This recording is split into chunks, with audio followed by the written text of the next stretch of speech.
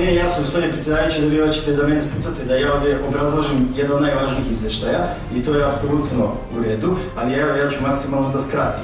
Dakle, Nevena Milivojević, jedna strana, 14. fond, kad svedemo, to je manje od jedne strane, od čega se polovina odnosi na plan rada kancelarije iz prethodne godine.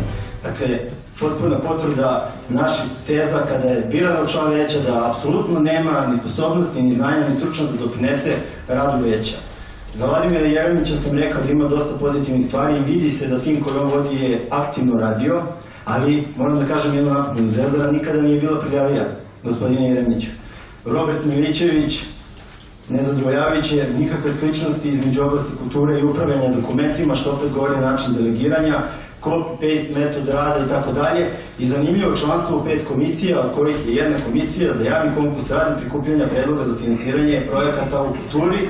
Ono čemu sam ja malo pregovorio, gospodin Vejnović mi je rekao da to nije tačno, a stoji u izveštaju gospodina Milićevića.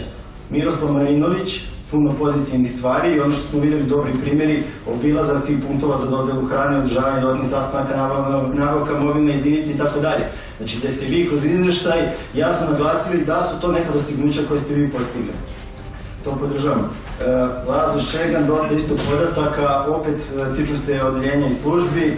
Branislav Paunović, znači sektor informacijalnih tehnologija, gde navodite koje su bile aktivnosti, što je potpuno nepotrebno, koji to vi, opet nema vaše lične inicijative rezultata, ali nijedna jedina reč o vašem radu u sektoru privrede. Znači, za 5 meseci nijedna reč o sektoru privrede. Dušan Ignjatović, kao je kod izveštaja Šegana, gotovo svaka rečenica počinje služba, služba, služba, ne vidi se vaše doprinos svemu tome.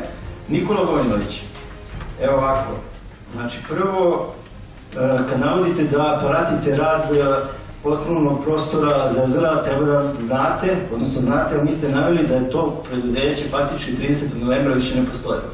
Dakle, vi ne pratite rad, to preduzeće je u procesu likvidacije, prema tome ili navedite da pratite proces likvidacije ili to izostavite, jer to preduzeće u ovom periodu koji ste obradili faktički ne postoji.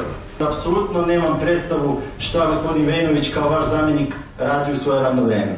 Ono što sam ja uspeo do sada da vidim, to je da je bio govornik prilikom obeležavanja dana opštine Zvezdara, da je izdao saučešće porodici bivšeg kubanskog predsjednika, da recimo dolazi na posao kad hoće i da se redovno parkira privatnim vozilom na parking mesto predviđeno za vozilo opštine Zvezdara. I još jedna rečenica samo da sublimiram. Dakle, šta zaključujemo iz svega ovoga? Vidimo znači da fikuse nemamo samo u vladi Republike Srbije, nego imamo i od opštinskom veću, najmanje 3, a najviše 5. Da su loše delegirani poslovi, da se nekvalitetno radi i da sve ovo može da funkcioniše sa mnogo manjim broja zaposlenih, a bolji rezultati. Predsjedniče, ja vam predlažem da uradite reorganizaciju veća, da svedete na 5 do 7 operativnih ljudi koji će raditi kvalitetno i na taj način da obezbedite 8 do 10 miliona godišnje u budžetu opštine Zvezdara za sve one projekte koji su ovde spominjani, a za koje opština nema para. Ukoliko imate hrabrosti i političke odlučnosti to da uradite, ja ću vam prvi pomoći u realizaciji toga. Hvala.